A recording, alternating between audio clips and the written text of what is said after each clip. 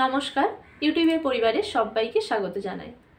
RRB বা railway recruitment বোর্ডের আন্ডারে যারা বিভিন্ন প্যারামেডিক্যাল পোস্টে অ্যাপ্লাই করেছিলেন, এই অ্যাডভার্টাইজমেন্ট নম্বরের এগেনস্টে সেন্ট্রালাইজড এমপ্লয়মেন্ট নোটিফিকেশন 04/2024 এই রিক্রুটমেন্টের বিভিন্ন প্যারামেডিক্যাল পোস্ট ছিল। এই পোস্টগুলি এখানে সেই ডিটেলস দেখা যাচ্ছে। এই পোস্টগুলির জন্য যারা অ্যাপ্লাই করেছিলেন এর মধ্যে নার্সিং সুপারিনটেন্ডেন্টেরও পোস্ট ছিল 713টি, এছাড়াও বিভিন্ন প্যারামেডিক্যাল পোস্ট ছিল। এই রিক্রুটমেন্টের একটি বড় আপডেট রয়েছে। এই রিক্রুটমেন্টের জন্য ফর্ম ফিল আপ হয়ে গেছে। ফর্ম ফিল আপ যেটা হয়েছে সেই ফর্ম অ্যাকসেপ্ট হয়েছে নাকি রিজেক্ট হয়েছে সেটা জানা যাবে, সেই স্ট্যাটাস দেখা যাবে।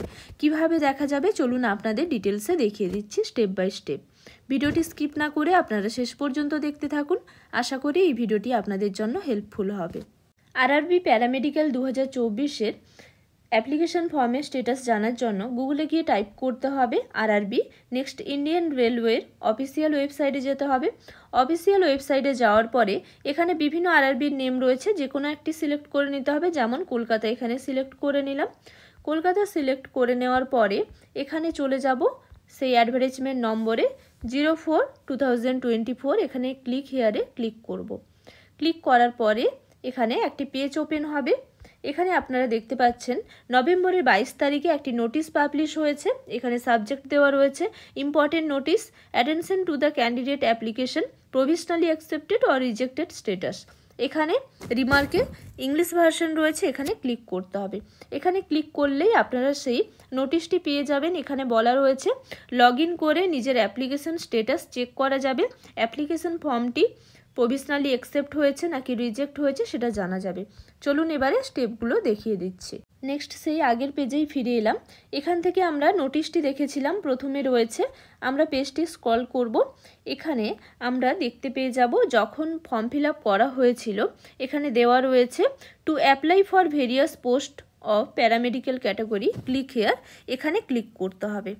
এখানে ক্লিক করলেই একটি পেজ ওপেন হবে। এখানে অ্যাপ্লাই অপশানে ক্লিক করতে হবে। যেভাবে আমরা ফর্ম ফিল আপ করেছিলাম সেইভাবে এখানে অ্যাপ্লাই অপশানে ক্লিক করতে হবে। Next already have an account, এখানে ক্লিক করতে হবে। ক্লিক করার পরে এখানে লগ ইন করতে হবে। লগ ইন করার জন্য এখানে নিজের মোবাইল নাম্বার বা ইমেল অ্যাড্রেস দিতে হবে, যেটা ফর্ম ফিল আপের সময় দেওয়া হয়েছিল, এবং এখানে যে পাসওয়ার্ড দেওয়া হয়েছিল সেই পাসওয়ার্ড দিতে হবে। পাসওয়ার্ড দেওয়ার পরে I am not a robot এখানে ক্লিক করতে হবে চেকবক্সে। ক্লিক করার পরে লগ ইন করতে হবে। লগ ইন করার পরে এইরকম একটি পেজ সামনে আসবে। এখানে তিনটি অপশান রয়েছে, জেনারেল ইনস্ট্রাকশন, অনলাইন অ্যাপ্লিকেশন এবং অ্যাপ্লিকেশন হিস্ট্রি। অ্যাপ্লিকেশন হিস্ট্রিতে ক্লিক করতে হবে। অ্যাপ্লিকেশন হিস্ট্রিতে ক্লিক করার পরে নেক্সট এরকম একটি পেজ ওপেন হবে। এখানে একটি নিজের ফটোগ্রাফ দেখতে পাবেন।